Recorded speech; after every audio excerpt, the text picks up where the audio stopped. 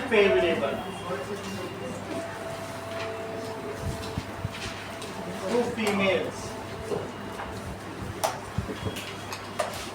Now, as per 2001 census, Kerala sex ratio, क्या आपके में 2011 का दिया है?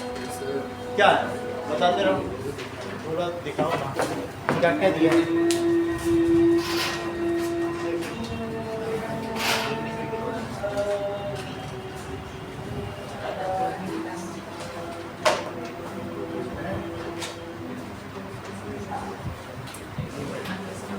चेक करके देखना। चलो, एज पर 2001 का हमारे पास है, इसके बाद का हो तो बता देना। दिल्ली में 821 है,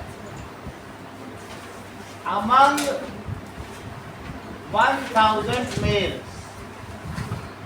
जो दिल्ली है उसमें 821 फीमेल। हरियाणा और पंजाब के मोस्टली लोग दिल्ली में रहते हैं, और हरियाणा जस्ट 861, जो कि बहुत कम है।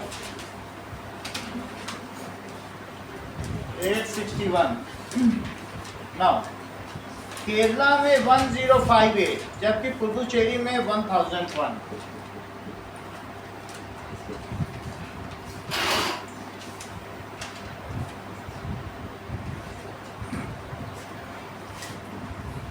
एक केंद्र शासित प्रदेश है। Okay, now according to consensus Kerala has a sex ratio. कहीं कहीं ये इम्प्रूव हुआ है, ये 2001 की बात है, लेकिन जब 2011 का सेंसस किया गया, जब जनगणना की गई, तो केरला में और स्थिति इम्प्रूव हुई। एज पर 2011 सेंसस, तो केरला का रेशो 1048 हो गया, केरला 1058, वहाँ का रेशो हो गया 1084 है ना। और हाँ बोलो सर, वो एज पर 2001 जो लिखा था कि जो बाकी सारे जो भी मतलब जो भी नंबर्स गिवन है वैल्यू, वो सारे अमंग 1000 among 1000 ही है। सेक्स रेशो कितने में होता है? It is among 1000 only. Okay, जैसे केरला में 1084 हो गया, जबकि पुडुचेरी का 1038 हो गया। ऐसा क्यों हुआ? क्योंकि गवर्नमेंट का प्लान होता है कि कभी भी अल्ट्रासाउंड करा के फीमेल फिटिसाइड बैन कर दी गई। तो जो लोग कराते भी थे तो वो फिर नहीं करा सकते थे, क्योंकि now it was a non bailable offence, गैर जमानती अपराध हो गया था। बाकी देशों में कई जगह तो फिटिसाइड ही मना है कि अगर फीटस आ गया तो उसको यहाँ आना ही है, और कई जगह बैंड है, सब जगह अलग अलग रूल है। हर एक केस का अलग अलग है। हमारे यहाँ का सेक्स रेशो कम होता जा रहा था, तो हमने फीमेल फिटिसाइड मनाई। पुडुचेरी का 1038 हो गया। Okay, 1038, it is all among 1000। बोलो पुडुचेरी की स्पेलिंग ठीक करो। ओके, एंड दिल्ली 866 हो गया, जबकि हरियाणा 877।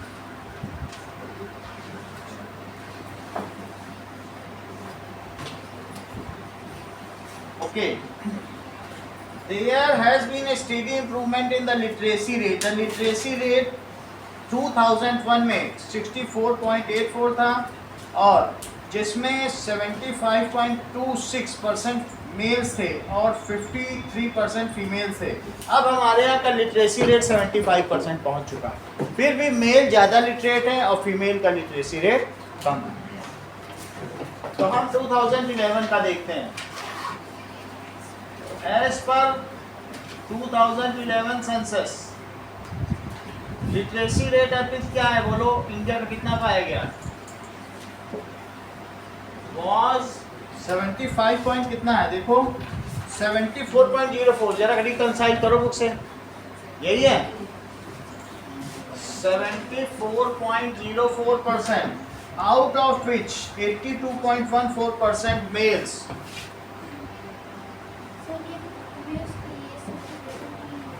गिवन नहीं है तो ये सब डेटा है। पॉपुलेशन का जब भी हम बात करेंगे तो सेंसस में किस किस चीज़ की बात होती है, ऑक्यूपेशन क्या है, रिलीजन क्या है, ये सब की बात होगी।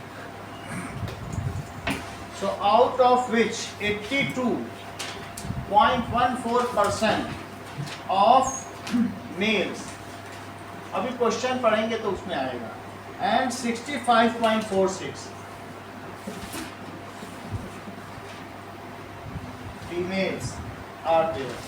लिटरेसी रेट का मतलब है those who can read and write letters, इससे ज़्यादा नहीं है लिटरेसी। इतने लोग चिट्ठी लिख पढ़ सकते हैं बस।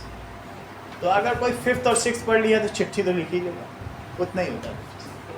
जो नॉन स्कूल गोइंग है इतने, बाकी 35% कभी स्कूल ही नहीं गए, और पुरुषों में 18% कभी स्कूल ही नहीं गए, उन्होंने कुछ भी नहीं पढ़ा। आगे देखिए, there is enormous variety of occupation. Occupation are generally, हम लोगों ने ये देखा था कि प्राइमरी, सेकेंडरी और टर्शियरी ऑक्यूपेशन है। तो हमारे इंडिया का प्राइमरी ऑक्यूपेशन जो 75% लोग कहते हैं दैट इज एग्रीकल्चर। तो वो भी इसी सेंसस से पता चला कि हमारा क्या गोल होना चाहिए अगर इंडिया को आगे बढ़ाना है। So now as per census क्या पाया गया, occupation was primary, secondary and tertiary. So the occupation of 70% population was agriculture based.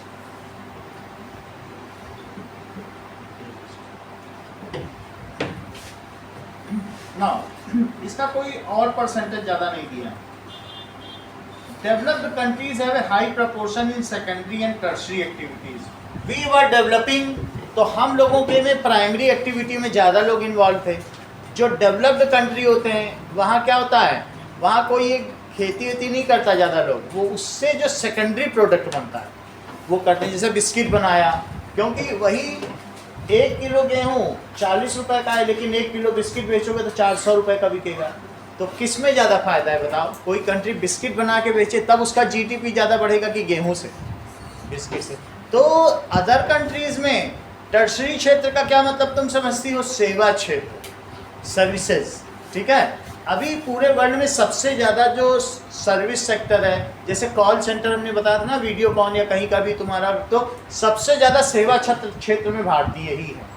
तो वो क्या है, वेल वर्स्ड हैं, सबसे ज़्यादा इंजीनियर कहीं पर भी हैं। तो सबसे सस्ते इंजीनियर कहाँ के हैं? इंडियंस हैं।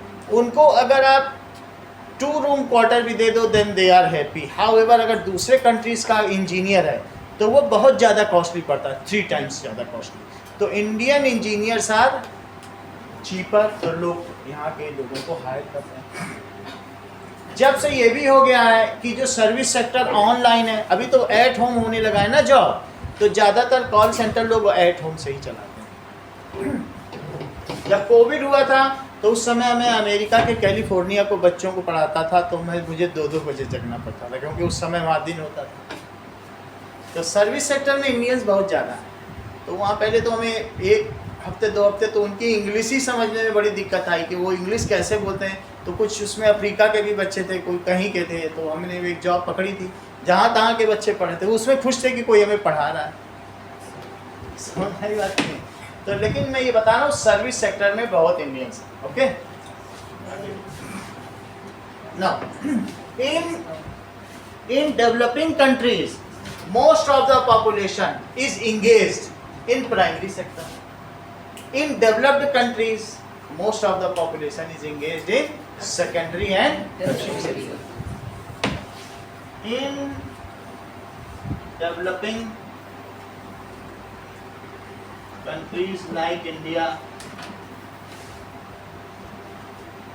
most of, अभी हमारे प्रधानमंत्री के द्वारा 2047 में डेवलप्ड नेशन बनने का प्रावधान, उन्होंने एम किया, देखें बन पाते कि नहीं, काफ़ी लंबा सफ़र है।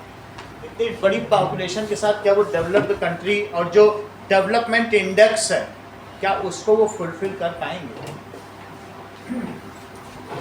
डेवलप्ड नेशन का मतलब क्या होता है? डेवलप्ड नेशन में बहुत सारे ऐसे भी डेवलप्ड नेशन है कि वो अपने यहाँ को फ्री मेडिकल सुविधा देते हैं। दुबई में कोई अगर बीमार पड़ता है तो उसको यहाँ पर यशलोक हॉस्पिटल, ये जो बॉम्बे में है ना, सीधा हवाई जहाज में फ्री बैठा दिया जाता है जसलोक हॉस्पिटल में, जो टॉप मोस्ट कमरा होता है जिसमें सिर्फ एक मरीज ठहरता और एक अटेंडेंट के साथ। उसमें उसे ठहराया जाता है। उसको एक पैसा नहीं देना पड़ता है। जब ठीक हो जाता है तो उसकी जहाज मैनेज की जाती, घर पहुंच जाता है। ये सब सरकार की तरफ से। क्या हम अपने देशवासियों को ऐसा कर पाएंगे? वैसे तो आयुष्मान योजना और कई चल रही हैं, लेकिन देखना पड़ेगा कि अगर हम उनके जैसा स्टैंडर्ड दे पाएँ तो ही डेवलप्ड नेशन कहना। Now most of the population is engaged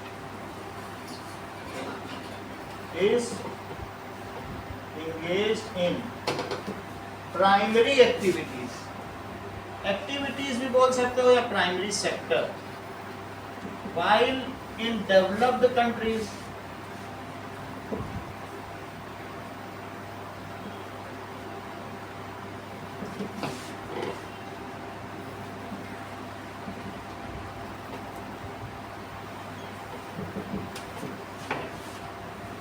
engaged in secondary and tertiary sector.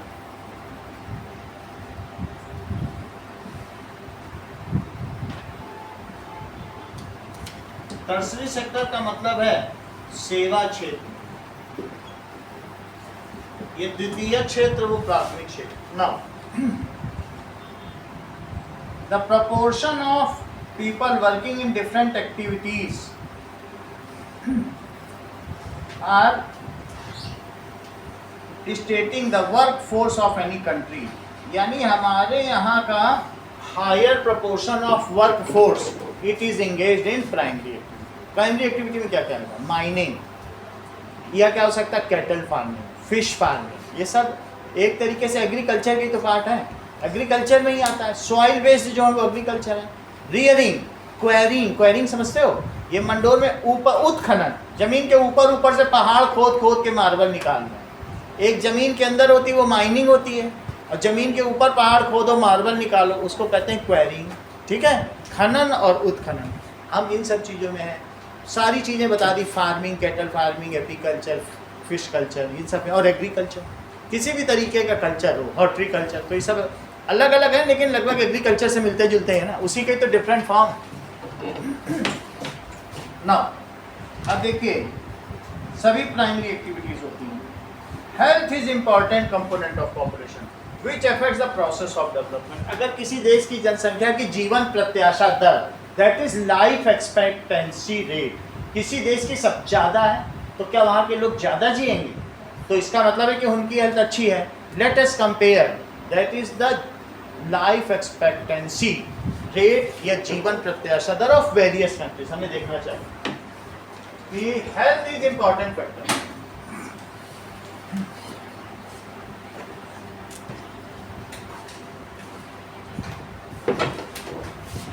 तो देखें इंडिया की कितनी, इंडिया की वैसे 65 है जो पिछले साल हमने देखी थी, अभी देख लेते हैं क्या कुछ सुविधाएं और बढ़ी हैं। So let us come to know.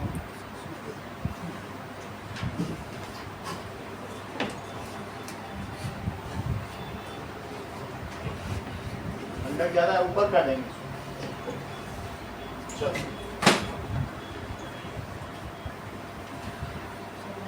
World wide life expectancy list.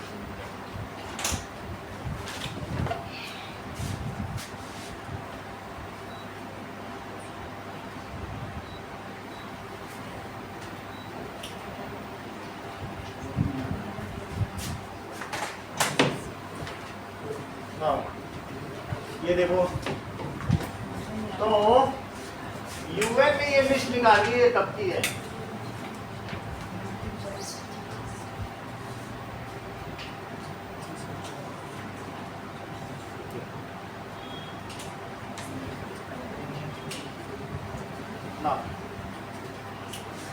अलग अलग कंट्रीज की लाइफ एक्सपेक्टेंसी देखिए, ये इंस्टाग्राम में दिखा रहा है।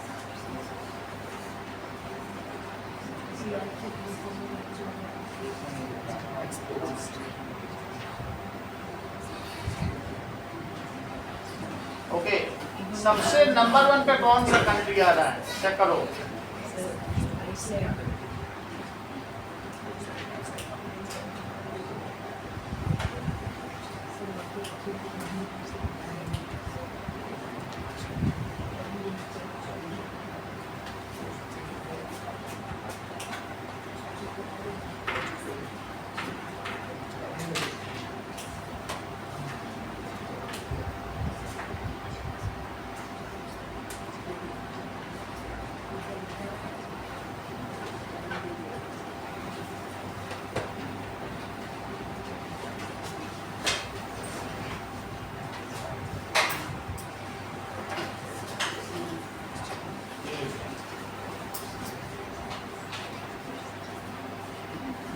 और एवरेज वर्ल्ड की कितनी है? बोथ सेक्स, और फीमेल 76 है और मेल 70, क्योंकि मेल जो है वो वर्किंग क्लास है, तो वर्किंग क्लास में हार्ट पर ज़्यादा प्रेशर पड़ता है, तो मेल हमेशा पहले ही मरेगा, कभी भी कहीं करें किसी भी, फीमेल लेट में, ठीक है कि नहीं, क्योंकि उसको मेहनत ज़्यादा करनी पड़ेगी। अब वर्ल्ड वाइड देखो, वर्ल्ड वाइड में कंट्री वाइज देखो, हांगकांग की सबसे ज़्यादा, हांगकांग की कितनी है? 85 है। जापान सेकंड नंबर पे है। इसमें बहुत सारे देशों की बहुत ज़्यादा है। 85 तो एवरेज है, तो कुछ लोग जल्दी भी मर जाते होंगे एक्सीडेंटल डेथ, कुछ 100 से, लेकिन जब एवरेज निकालेगा तो कितना पाएगा? 85 भी काफ़ी ज़्यादा। एवरेज वहाँ के लोग 85 ईयर जीते हैं। इसमें इंडिया की देखिए तो कई जगह की तो 83 चल रही है, इसका मतलब है वहाँ बहुत अच्छी फैसिलिटी है। तो इसमें अब 65 पे पहुँचेंगे तब इंडिया में कहीं मिलेगा। अभी तक तो कितने देश हमसे ऊपर निकल गए, करीब 50 देश तो निकल ही गए होंगे, अभी तक इंडिया आया ही नहीं। रशिया का 73, मोस्टली कंट्री बहुत अच्छा चीज है। कितना? 72 दिख रहा है। तो इंडिया का लाइफ एक्सपेक्टेंसी रेट अभी बढ़ गया है, देखो 72 हो गया। ये क्यों हुआ है? बिकॉज पिछले साल देखा था तो 65 या 67 था। इसका मतलब है आयुष्मान योजना और इन सब की वजह से लोगों की जो डेथ रेट है वो कम हुई होगी, और इस वजह से कितना पहुंच गया? 72। It is all about medical facility. बात समझ में आ गई कि नहीं? तो now so health is important component of population.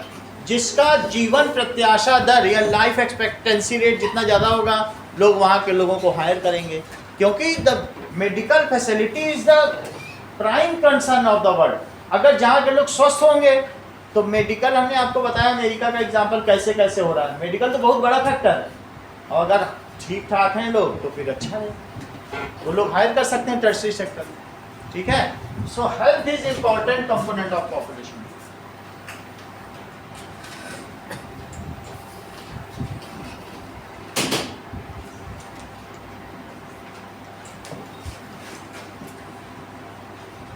इसका मतलब है अगर एक बच्चा आज पैदा होता है इंडिया में तो वो 72.24 ईयर्स जिएगा, आज पैदा होगा।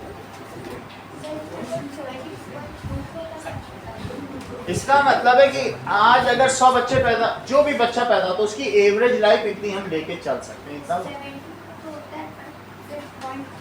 24 का मतलब वो परसेंटेज है। अब आप उसे बदल लें कि 0.24, इसका क्या मतलब है कि इन 1 इट इज 0.24, और तुम ये मानो इन 12 महीने में कितना होगा, एक में इतना, तो 12 महीने में कितना महीना मल्टीप्लाई कर दो, तो 0.24 बाई 1 इंटू 12, उतने महीने हो गए। तो 2 साल 72 साल 2.5 महीने। सो लाइफ एक्सपेक्टेंसी कितनी है इंडिया की? 72.24। आगे देखिए, now which affects the process of development. Sustained effort of government program has registered significant improvement in health condition. Despite considerable achievements, the health situation is a matter of major concern for India. अगर आज आपके पास आधार card है तो आप उससे Ayushman card बनवा सकते हैं, और हर साल 5 लाख रुपए का इलाज फ्री किसी भी हॉस्पिटल में। यहाँ तो कहीं पर भी चले जाओ, गोयल में चले जाओ, सिर्फ वो कार्ड दिखाना, और वो कार्ड 100 रुपए के अंदर बन जाता है। जो बिल्कुल ही नहीं जानता होगा वही नहीं बनवाता है, नहीं तो यहाँ लगभग सभी के पास आयुष्मान कार्ड। और ऐसा मिलता जुलता यहाँ पर राज्य सरकार का भी दिया था, गहलोत सरकार ने एक और कार्ड बनवाया था। 5 लाख रुपए केंद्र सरकार से, 5 लाख राज्य से, 10 लाख हर साल। किस इंश्योरेंस? ये मेडिकल इंश्योरेंस है, वर्ल्ड का सबसे बड़ा इंश्योरेंस इंडिया ने दिया।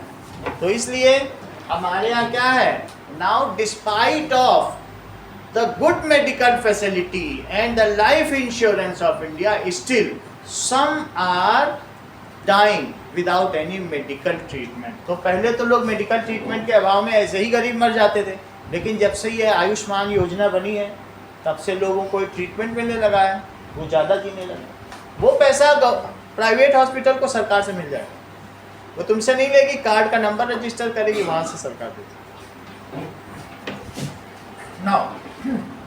इससे क्या हुआ है? So due to medical insurance, कैसा medical insurance scheme launched bye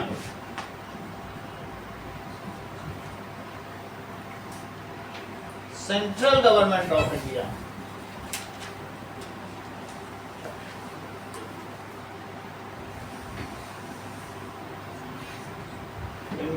तो अब जरा देखिए,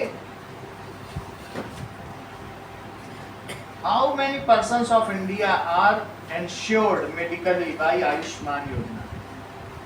एक नंबर देख ले, कई करोड़ हो। Here is information from press release. Press Information Bureau.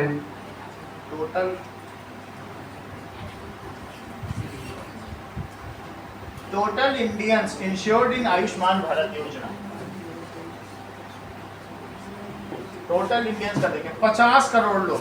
सोचो कितनी बड़ी मेडिकल स्कीम है। कई देशों की पॉपुलेशन नहीं होगी 50 करोड़, यहाँ 50 लोगों को इंश्योर कर दिया गया। जो लोगों ने नहीं इंश्योरेंस कराया वो या तो अनअवेयर्ड है, अदरवाइज हर कोई इंश्योर करा सकता है। लोग अनअवेयर्ड है, इतने लोगों ने 150 करोड़ में 150 में से 50 करोड़ ने लोग लाभ लेने लग गए। So it is the world largest scheme, ठीक है। 50 crore of Indians have insured themselves. 1 रुपया भी नहीं देना है, कार्ड बनवा। 50 crore of Indians are insured. हाँ बोलो। सर हमें कोई गरीब होगा और फिर उसका जो मेडिकल का जो ट्रीटमेंट है वो 5 लाख से ज्यादा होगा तो कुछ नहीं कर सकता, तब तो देना पड़ेगा। तो उसे मेडिकल वाले बता देंगे भाई 5 लाख में इतना इतना हो सकता है, पहले इतना ही कर दो। थोड़ा ज्यादा होगा तो कुछ नहीं, वो सस्ते में फिर अगले साल 5 लाख से ज्यादा है तो कुछ नहीं हो सकता। सर ये डिफेंस वाले इसका यूज कर सकते हैं? डिफेंस वालों के लिए भी अभी इस साल से खोल दिया गया, 2 महीने पहले से कई लोग कर रहे हैं। अदरवाइज ECHS में तो तुम पूरा ही इलाज करो। ECHS जाओ, है ना। डिफेंस के जो रिटायर्ड पर्सन है उनके लिए तो ECHS स्कीम है ही है। उनका 10 चाहे 15 जाए, जितना जाए सारा ही इलाज है, उनको इसकी ज़रूरत नहीं है। फिर भी राज्य सरकार के अस्पतालों में जाना है तो आयुष्मान कार्ड बनवा लो, आधार कार्ड से हो जाएगा। अभी 2 महीने पहले अभी कई जगह मैसेज भी आया था लोगों के ग्रुप में कि वो डिफेंस वाले भी कर सकते हैं जो रिटायर, दोनों का फायदा उठाओ। Indians are insured in this scheme. इसमें क्या होगा? It gives 5 lakh medical insurance, ₹5 lakh medical insurance per annum. It gives ₹5 lakh. और जो आपकी बात का एक और भी चीज है, जो 70 से ऊपर है उनको 5 लाख जो होता है पर एडमिशन है। अगर तुम्हारा 5 लाख से ऊपर हो रहा है तो उनसे कह दो 1 दिन के लिए हमें डिस्चार्ज कर दो, फिर से एडमिट कर लो, फिर से 5 लाख। 70 साल के ऊपर नई स्कीम, उनसे कह दो डिस्चार्ज पेपर बना दो और फिर से एडमिट कर दो 1 दिन के अंदर, तो फिर से 5 लाख। लेकिन ये 70 से नीचे के लिए नहीं।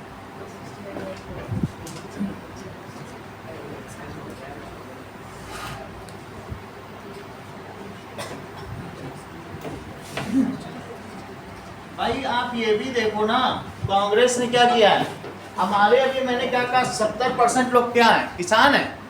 तो 70% किसान हैं, और जबकि जो 11% है, 11% भी नहीं, कुछ 10.2% समझिए, वो जो है एम्प्लॉयज हैं। वो कौन है? एम्प्लॉयज ही टैक्स दे रहे हैं।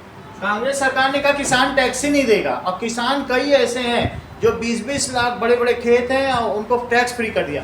टैक्स आएगा नहीं तो इतनी बड़ी स्कीम चलेगी कैसे? देना सबको पैसा चाहिए। बड़े बड़े किसान ने ट्रैक्टर रख रहे हैं, अमीर के अमीर हैं। लेकिन अब इन्होंने क्या किया बताइए? कांग्रेस सरकार ने बोला किसान टैक्स नहीं देंगे, किसान भारत का अन्नदाता है। अगर अमीर है तो देना चाहिए कि नहीं? जब ये लोग दे रहे हैं तो फिर इसीलिए गवर्नमेंट अब क्या कर रही है, टैक्स ही हटा दे रही थी। अभी 12 लाख का छूट मिला है, तुम लोगों को, कुछ लोगों को पता है, धीरे धीरे सबको हटा देगी और फिर GST के रूप में देगी टैक्स दूसरे तरीके, तो फिर वो भी आ जाएंगे। बात समझा कि GST बढ़ा देगी, ये टैक्स हटा देगी, क्योंकि सबके साथ इंसाफ होना चाहिए। अब किसान कह रहे हैं हमको पेंशन भी चाहिए, हम तो देश के अन्नदाता हैं, हमने अनाज उगाया, पेंशन दो। तुम टैक्स भी नहीं दे रहे, तुमको किसका पैसा दे दिया जाए? क्या इन्हीं से और पैसा लिया जाए? क्या इन पे टैक्स बढ़ा दिया जाए? ये तो गलत बात है। जबकि दूसरे देश में जो अमेरिका है वहाँ 90% टैक्स पेयर्स हैं, ये सिर्फ इंडिया ही ऐसा देश है 10% के टैक्स पे पूरा देश चल रहा है। ये बिल्कुल गलत बात है। राकेश टिकैत को मालूम है किसान आंदोलन करता है, उसकी 300 करोड़ की संपत्ति है, वो टैक्स ही नहीं देता। चलो, तो ये जो हमारे यहाँ का टैक्स सिस्टम बहुत खराब है। अमेरिका का टैक्स सिस्टम समझिए, अगर तुमको किसी के भी पिता अगर मर जाते हैं तो उनके बेटे को 1/3 संपत्ति ही मिलेगी, बाकी सरकार देगी। ये भी चीज है। तो अलग अलग तरीके का सिस्टम है, टैक्स सिस्टम बहुत जबरदस्त है दूसरे देशों का। Okay, now despite considerable efforts, still we are at far from the medical standard of the world. देखो, बनाने वाले यूरोपियन स्टैंडर्ड ही बनाते हैं, वो हमेशा इंडियन को इन्फीरियर दिखाते हैं। एक तो ये भी बात कहते हैं अरे इंडिया में कुछ नहीं, जबकि वहाँ की स्थिति से हम फार बेटर हैं।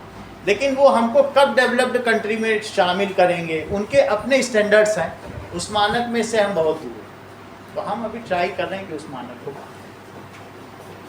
आगे देखिए। Adolescent population constitute 1/5 of total population, जैसा शुरू में बताया था। जो हमारा ग्रुप 10 से 19 का, उसे क्या कहते हैं? Adolescent population. उनको अच्छी शिक्षा देने की जरूरत है। वो अगर हम एजुकेशन में इन्वेस्ट करेंगे, पहले भी हमने देखा है, तो ये भी एक तरीके का इन्वेस्टमेंट है। तो हम उससे सेकेंडरी और टर्शियरी सेक्टर के स्किल्ड लेबर पैदा कर सकते हैं। वो एक अनस्किल्ड लेबर से कहीं 5 गुना 10 गुना ज़्यादा कमाएगा, तो क्या हमारी जीडीपी को अच्छा नहीं करेगा? तो सबसे ज़्यादा किस पे हमें इन्वेस्ट करने की ज़रूरत है? जो 10 से 19 ईयर्स तक के लोग। तो adolescent population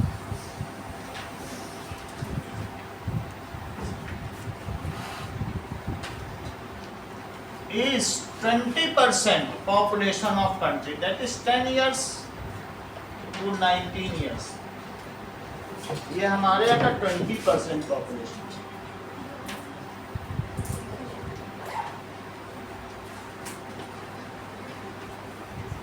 So we need to invest highly on their education, health। हर एक चीज में हमें उन पर इन्वेस्ट करने की जरूरत है, चाहे एजुकेशन पर लोन हो, एजुकेशन सब्सिडी हो, हर चीज में गवर्नमेंट को ध्यान देने की जरूरत है।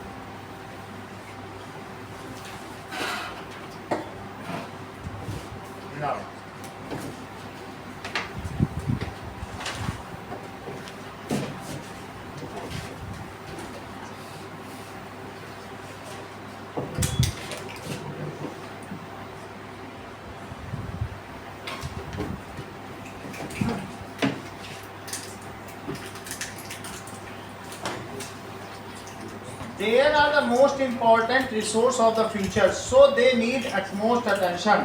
जैसे कि दूसरे देशों में क्या किया जाता है, अमेरिका की बात बताता हूँ कि वहाँ पर अगर एक सार्जेंट के 3 बच्चे हैं तो उसको 3 रूम सेट मिलेगा। जितने बच्चे होंगे हर बच्चे को एक अलग अलग रूम मिलेगा, और हर बच्चे के लिए एक कटलेरी होगी अलग अलग। हर बच्चे के कमरे में टीवी, फ्रिज, सब कुछ होगा। उसे ऐसे पाला जाएगा मानो वही अगला अमेरिका का राष्ट्रपति बनने वाला है। तो जितने बच्चे उतने कमरे, उतनी कटलेरी, उतने टीवी, सब कुछ तुम्हें उतने दिए जाए। तो उसे कोई भी बच्चा अमेरिका का अभाव में नहीं पड़ना चाहिए। अब उनकी ऐसी सोच। Now that is government has to invest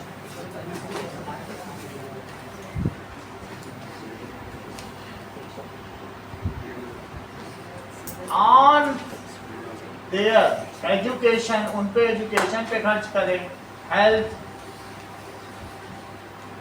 और जो उनकी बेसिक फैसिलिटीज है, स्पोर्ट्स पे भी खर्च करें। इन्हीं चीज़ों पे नहीं, क्योंकि वे हमारे देश के फ्यूचर हैं। As these are future of our country, skill development program should be launched for them so that they will become skilled labor and develop themself in the field of secondary and tertiary sector, द्वितीयक और तृतीयक क्षेत्र में काम करें, delivery करने की क्या जरूरत है। सो उनको क्या करना चाहिए, skill development programme,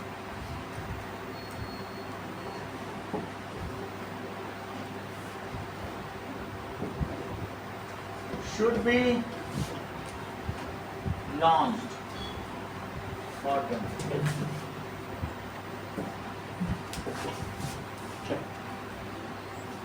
Now, this segment need utmost attention. इनको सबसे ज्यादा ध्यान देने की जरूरत है। This segment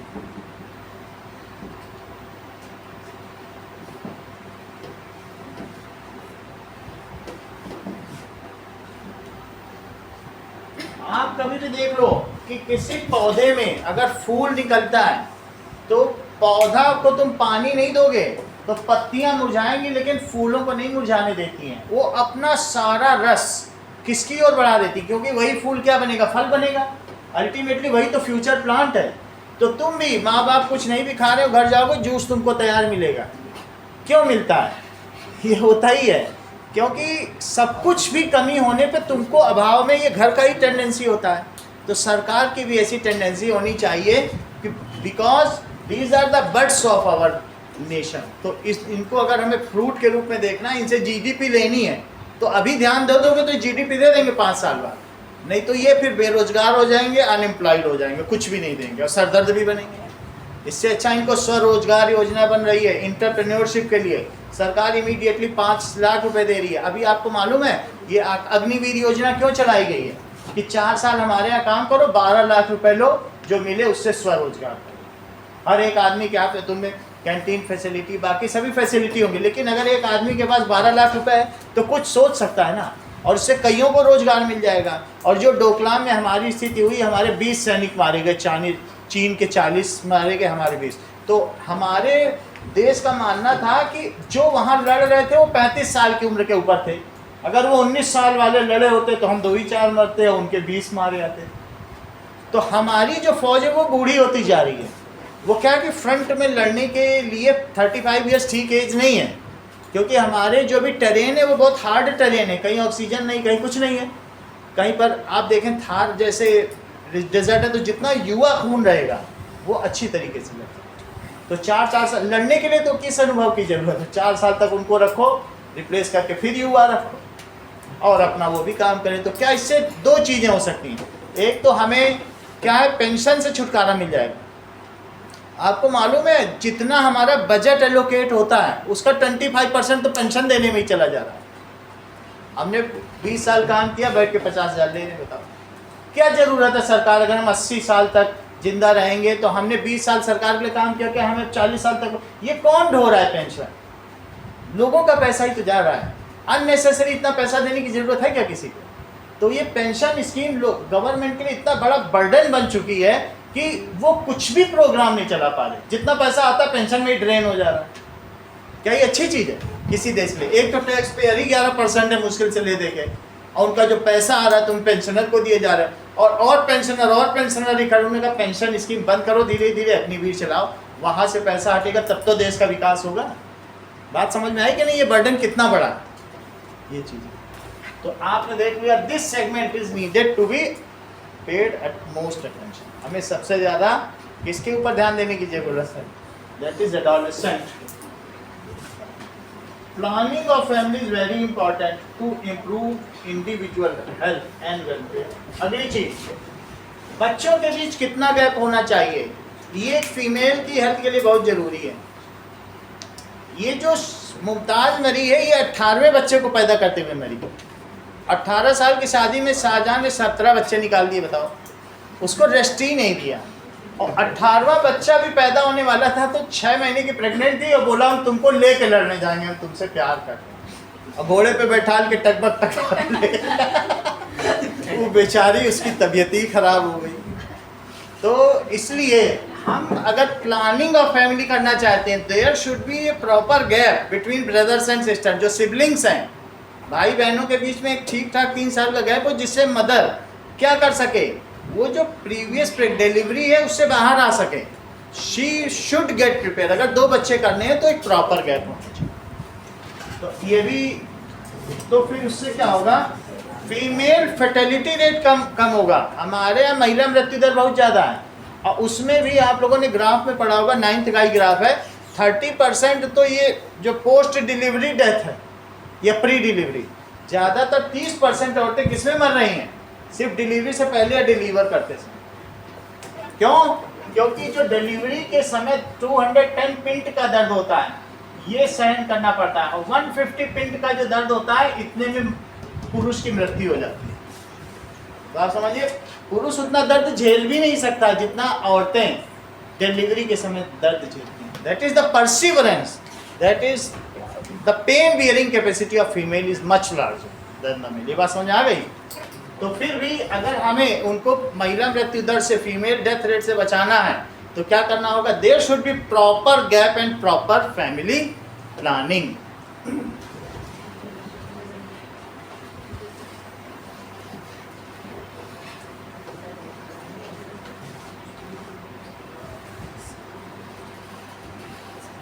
प्रॉपर गैप किसके बीच में, between children and, that is government should ensure that, उसकी तरफ से इसके लिए प्रचार होना चाहिए। ठीक है, फैमिली प्लानिंग।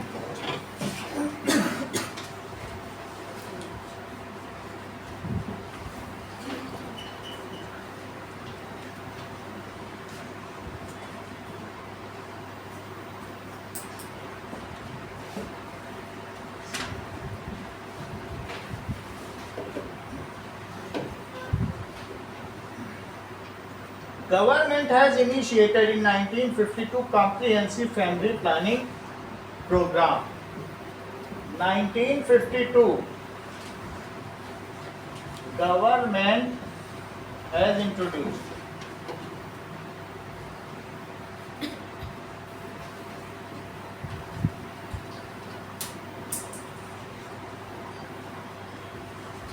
इस प्रोग्राम में क्या किया गया है कि अगर कोई भी पिता या उसकी माँ जो वर्किंग है अपना स्टेरिलाइजेशन करा ले 2 बच्चों के बाद, 3 पे नहीं मिलेगा, तो उसको एक इंटेंसिव मिलता था 1000 या 1200 रुपये का, सैलरी के साथ जोड़ के मिलता है। स्टेरिलाइजेशन का मतलब नसबंदी, फिर उसके और बच्चे नहीं होते। ठीक है, तो अगर कोई ऐसा कराता है तो अभी तक वो चल रहा है, अभी भी चल रहा है, 2 बच्चे के ऊपर कराने पे ये मिलता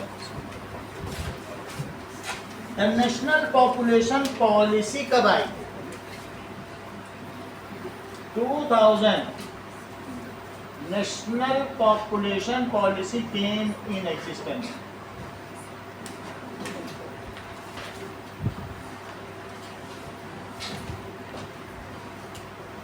इसमें क्या हुआ?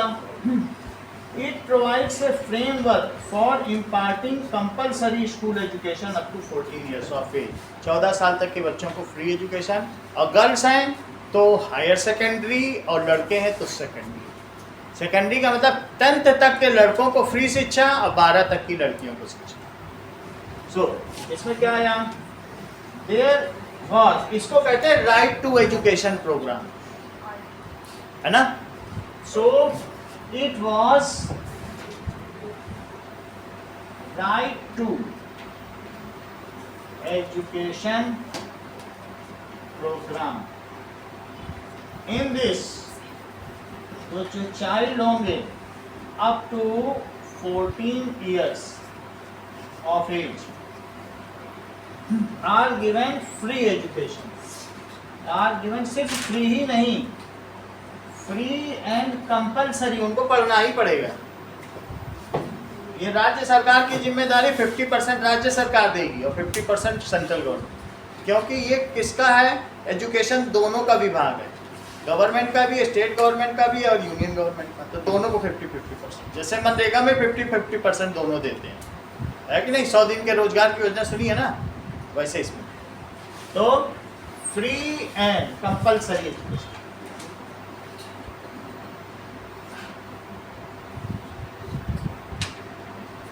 नाउ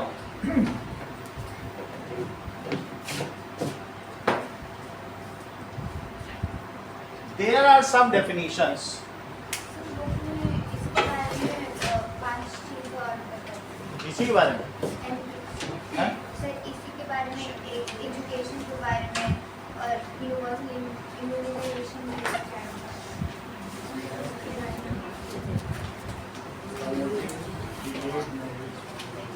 इसको देखिए, खिलाओ दिखाओ।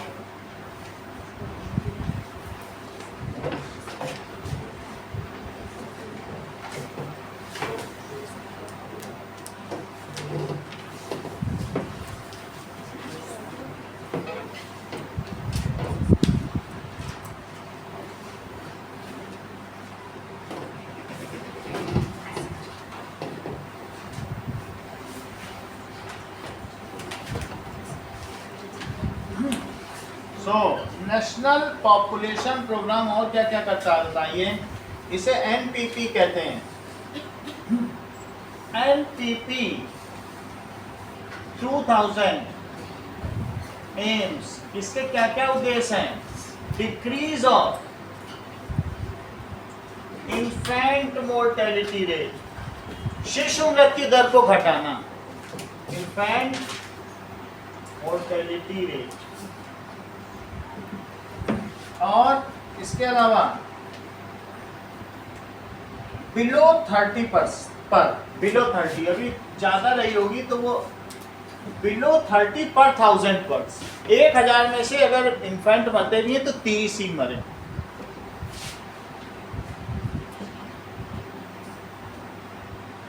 अभी हमारे यहाँ इसमें कहीं पे लिखा होगा इन्फेंट मोर्टेलिटी रेट ज्यादा है, अभी मैं देख के भी बता दूंगा।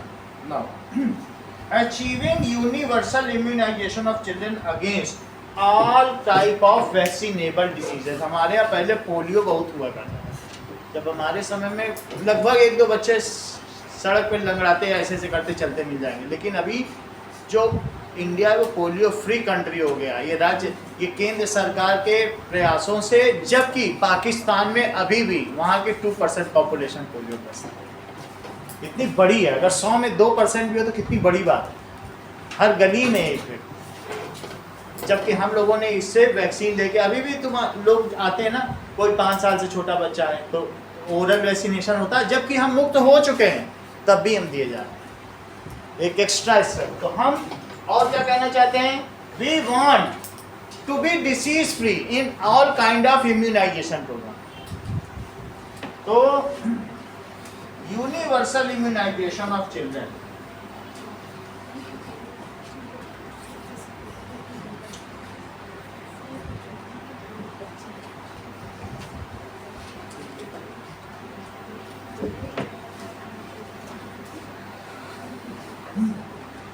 इसके अलावा प्रमोटिंग डिलेड मैरिज, इस लड़कियों की जल्दी शादी ना हो।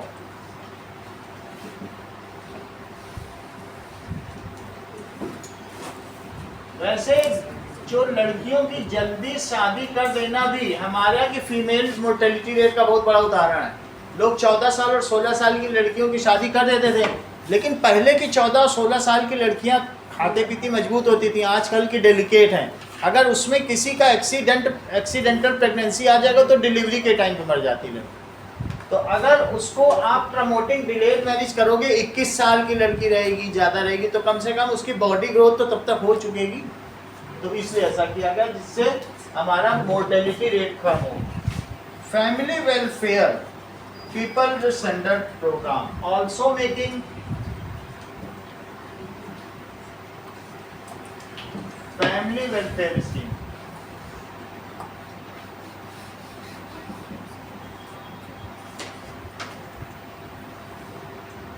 So it is people centered program.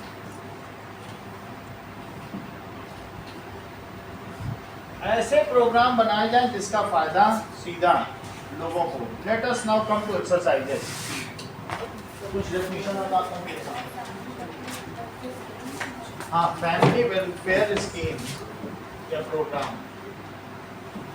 चलिए, census. Now some definition. Official enumeration of population done periodically every 10th year. Enumeration, that is endorsement. किसी चीज का जब लिखा पढ़ी हो तो उसे क्या कहते हैं? Endorsement of population. पॉपुलेशन क्या है, किस तरीके के, किस जेंडर की, सारी चीज, ठीक है। Periodically after every 10 year.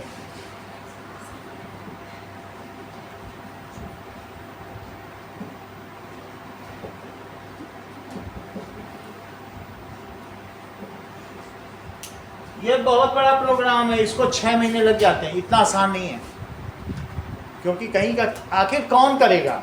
ये सब केवी के टीचर्स जाते हैं, और जब भी सेंसस होता है बच्चों की इतनी पढ़ाई हैम्पर होती है, 2-2 महीने के लिए ड्यूटी लग जाएगी, फिर वो आएंगे, फिर दूसरे जाएंगे, बहुत ज़्यादा नुकसान होता है। जब भी सेंसस होता है ना, 6 महीने में कंप्लीट होता है, टीचर भी परेशान होता है ना।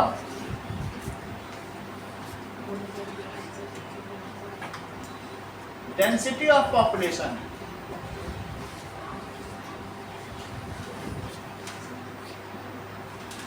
Number of it is persons per unit area. Per unit area का मतलब है कि पर स्क्वायर किलोमीटर। सो आप लोगों ने देखा 2011 के हिसाब से क्या डेंसिटी थी? 380। So as per 2011 census, it was 382 person per square kilometer। जबकि density, average density of world population क्या है, उसमें हम कहाँ ठहरते हैं?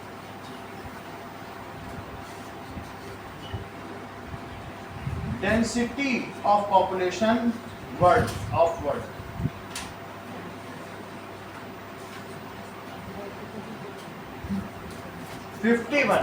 अब 51 से काफी ज्यादा है। एवरेज डेंसिटी कहीं कहीं तो 2-3 ही है, लेकिन एवरेज तब भी लिया जाए। और ये जो 51 आई भी है, ये हमारी और चाइना की वजह से ही आई, 2 ही देश इसमें कंट्रीब्यूट कर रहा है।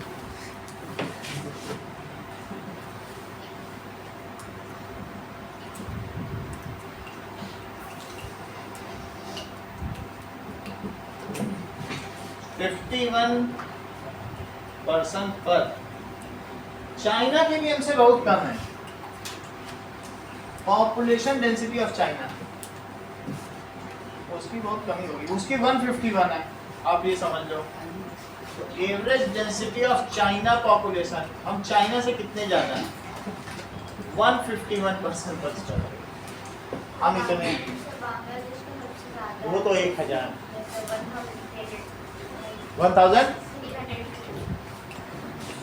अब देखिए आगे।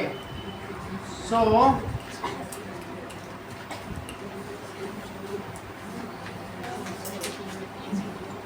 नाउ पॉपुलेशन ग्रोथ, हाँ बोलिए श्रेया।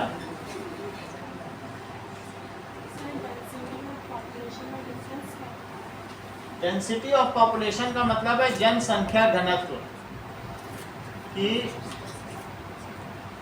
कितने लोग पर स्क्वायर किलोमीटर में रह रहे हैं। एक होती जनसंख्या, और 1 स्क्वायर किलोमीटर में कितने लोग कंजेस्टेड हैं, हर स्क्वायर किलोमीटर। तो हमारे यहाँ हर स्क्वायर किलोमीटर में इतने लोग रह रहे हैं। कैलिफोर्निया में हर स्क्वायर किलोमीटर में 2 लोग रह रहे हैं, अमेरिका में 10 लोग रह रहे हैं। डिफरेंस हो जाए। पॉपुलेशन तो तुम्हें समझ में आया कि 150 करोड़ है, लेकिन 1 स्क्वायर किलोमीटर में जाओगे, अगर 1 स्क्वायर किलोमीटर पे बम गिरा तो इतने लोग मर गए, इतने लोग हर स्क्वायर किलोमीटर में रहे। बात समझ आ गई। और पॉपुलेशन तो तुम्हें पता ही चल गया ना, पूरे देश की जो पॉपुलेशन, तो उसको जब एरिया से डिवाइड कर दो, total population divided by total area, 3, तुमको मालूम है 3.24 मिलियन क्यों मान्या? पहले चैप्टर में लिखा है ना हमारे देश की एरिया कितनी है। तो जब तुमसे पूछा जाए डेंसिटी ऑफ पॉपुलेशन, तो तुम क्या करोगे? बोलो ऑफ पॉपुलेशन कितना है, बोलो जरा एक बार, पहले तो इसको खोल के देखो। 3.24 मिलियन स्क्वायर किलोमीटर है, कितना? तो 150 करोड़ तो लोग हम लोग हैं। तो that is population divided by total area. Total population divided by total 28 है एरिया। तो अब देखो 150 करोड़ और 3.28 मिलियन है। मिलियन का क्या मतलब होता है? 10⁻6 स्क्वायर किलोमीटर, यही है। अच्छा, 1 किलोमीटर में भी 10⁻6 होता है क्या? कितना होता है? करोड़ है, करोड़ भी कितना होता है बच्चा? करोड़ 150 करोड़, तो 150 इंटू 1 करोड़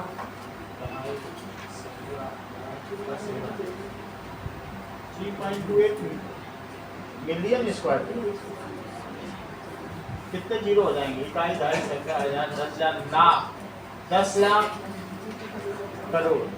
तो 1 2 3 4 5 6 7 हुए, 10⁻7 हो गए ना। और 3.28 इंटू 10⁻6 बोलो, कट करेंगे तो कितना होगा? क्या 1500 हुए? और डिवाइडेड बाई 3.28 कितना हुआ? अब जरा इसको डिवाइड करो, ये लो, इसको डिवाइड करो 1500। क्या यही चीज आ रही है?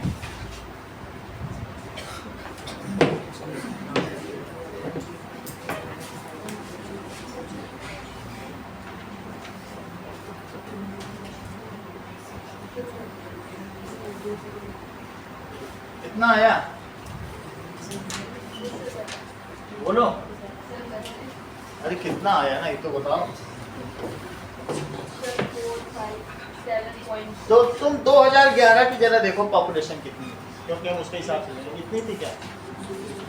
2011 की कितनी थी?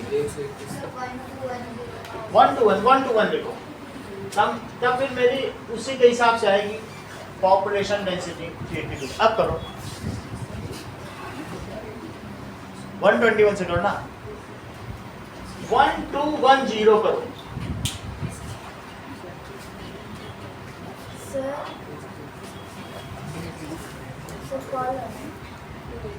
इसका पता नहीं कौन 368, तो लगभग तो वही आ रहा है। हम बहुत एग्जैक्ट कर देंगे, इसको भी थोड़ा करेंगे तो उससे मीट कर जाएंगे। समझ में आ गई ना पॉपुलेशन डेंसिटी का? आगे देखो, पॉपुलेशन ग्रोथ क्या होती है? Change in number of inhabitants in a particular area. Change in number of inhabitants, कि कितने लोग किसी जगह पर रहते हैं पर्टिकुलर एरिया में, उसको कहेंगे population growth.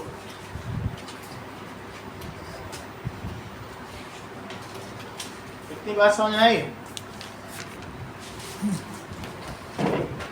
That is change in number of persons, yeah, inhabitants in particular area in particular span of time। कितने टाइम में कहीं के लोग कितने बड़े, ये पॉपुलेशन ग्रोथ हुई। एनुअल ग्रोथ रेट से कैसे निकालोगे?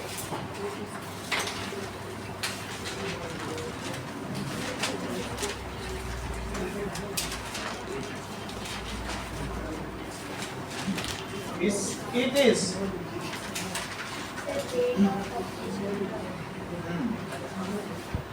इसका मतलब है increase in population divided by number of years.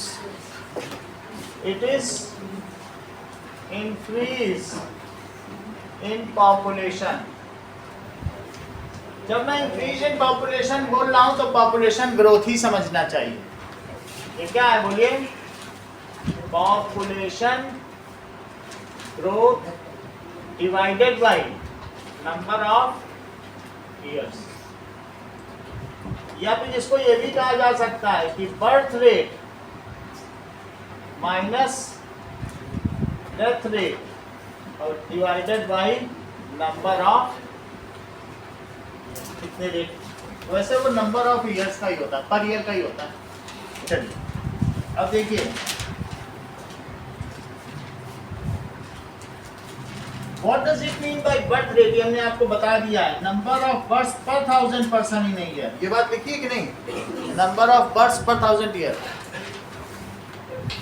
Okay, literacy, what does it mean? साक्षरता से तुम क्या समझते हो? The person's ability to read and write. सिर्फ वो लिख सके पढ़ सके, उसको लिटरेट है। पर्सन्स एबिलिटी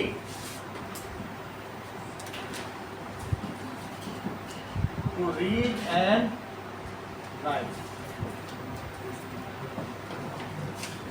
फिजी जैसे देश में 25% लोग पीएचडी, वहां कोई एक ग्रेजुएट से कम है ही नहीं, ऐसे भी देश। और हम यहाँ चिट्ठी लिखने पढ़ने कोई लिटरेट बोलते हैं। अगर हम ग्रेजुएट निकालने लग जाए तो पता नहीं कितनी पॉपुलेशन हमारे यहाँ। नाउ मिलियन प्लस सिटीज से क्या समझती हो आयुषी?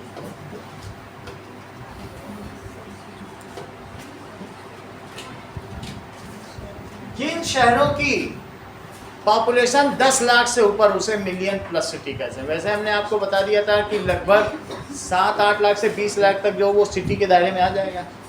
लेकिन कुछ सिटी ऐसे हैं जिनकी 4-5 ही लाख पॉपुलेशन है। जोधपुर की तो अभी पहुंची भी नहीं है 10 लाख, 4 लाख ही होगी। और कोई दिल्ली जैसे शहर है वहाँ 3 करोड़ पहुंच चुके हैं। अभी देखते हैं वहाँ, देखो अभी मैं देखता हूँ पॉपुलेशन ऑफ दिल्ली। तो अब ये समझो कितनी ज्यादा, 33 मिलियन, 3 करोड़ पहुंच गए। यहाँ समझो 3-4 लाख में हम हैं, आवाम से 100 गुनी पॉपुलेशन। बॉम्बे की को और ज्यादा। तो पॉपुलेशन ऑफ बॉम्बे, मुंबई, ये कितना है? ये इतनी नहीं पहुंची है अभी। 1 लाख 22 सैकड़ा हजार 10 लाख 10 लाख करोड़, 1 करोड़ 80 लाख। अब देखो पॉपुलेशन ऑफ जोधपुर, जोधपुर की देखो। In 2021, the population of Jodhpur was 1,533,756. यहाँ 15 लाख और वहाँ समझो 300 लाख, 3 करोड़ है, 330 लाख। कितने गुना ज्यादा ना? अब देखें, that is cities with a population more than 10 lakh. Cities with a population. वैसे हमारे यहाँ 543 सिटी हैं।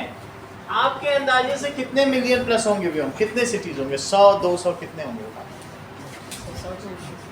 With a population more than 1 million.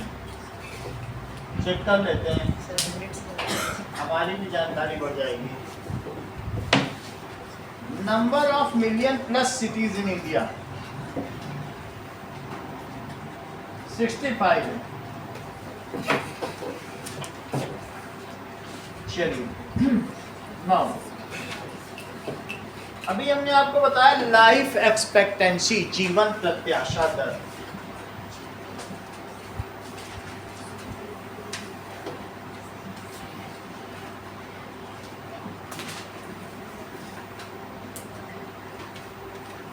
What does it mean by life? The average number of years one is expected to live when at the time of birth. जब उस समय आज birth हो तो इतना जियो। So average number of years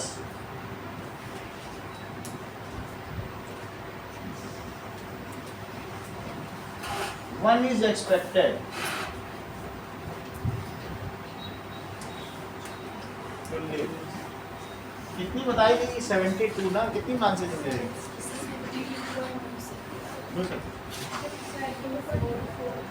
72.24 years in India, और जबकि Hong Kong की 75 है, 85। आगे देखें डिपेंडेंसी रेशो क्या है?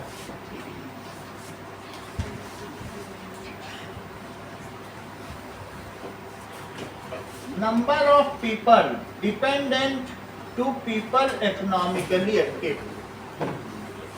Number of people dependent on people who is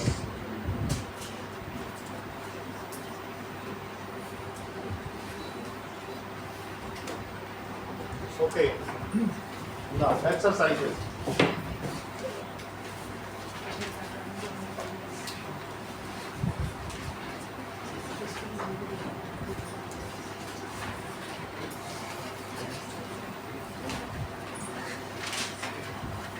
पहला क्वेश्चन क्या है?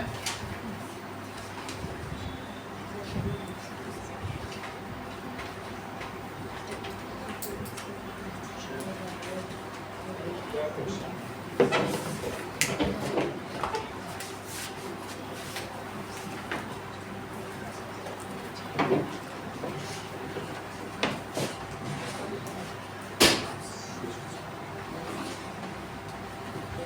Choose the right answer.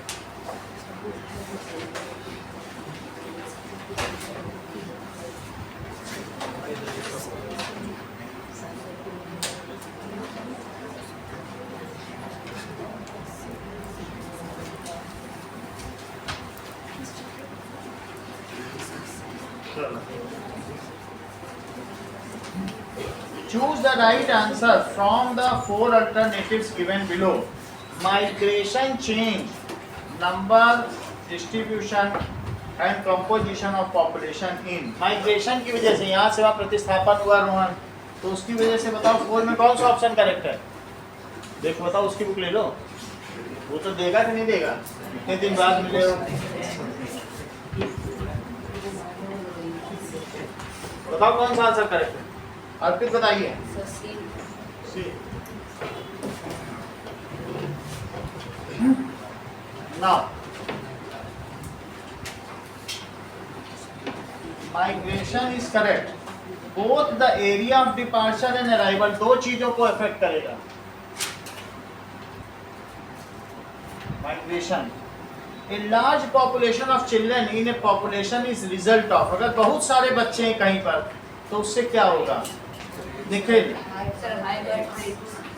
हाँ, high birth rate. The magnitude of population growth refers to बयान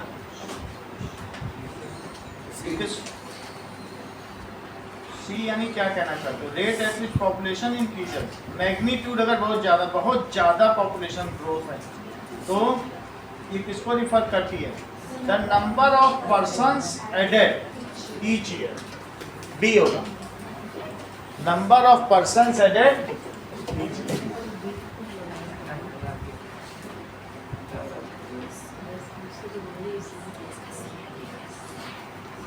fourth question, Vyom, according to census 2001 illiterate person कौन है? जो पीएचडी हो कि ग्रेजुएट?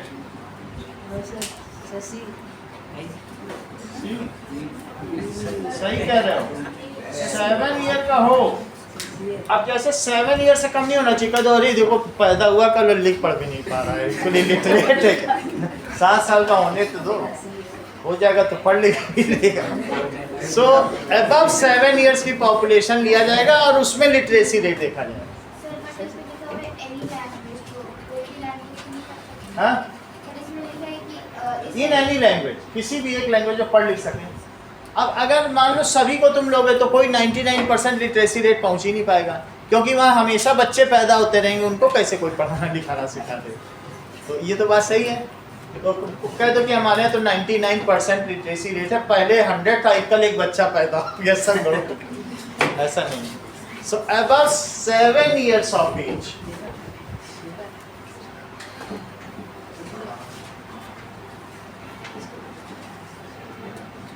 पर्सन, ठीक है, पर 100। हाँ, वर्नाकुलर। अब इनके बहुत सारे देश है, रशियन इंग्लिश जानते ही नहीं, चाइनीज इंग्लिश जानते ही नहीं, अपनी भाषा में काम करते हैं। इन एनी लैंग्वेज, जो उसकी वर्नाकुलर, जो देसी भाषा, उसी में तो काम करेगा, इंग्लिश से क्या लेना देना। Now answer the following question. Question number 2,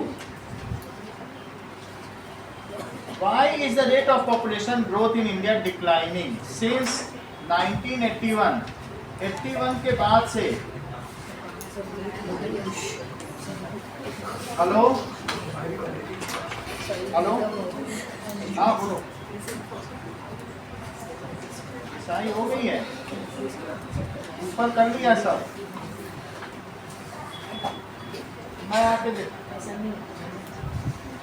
अच्छा मैं आके देखता हूँ उनको रोको 5 मिनट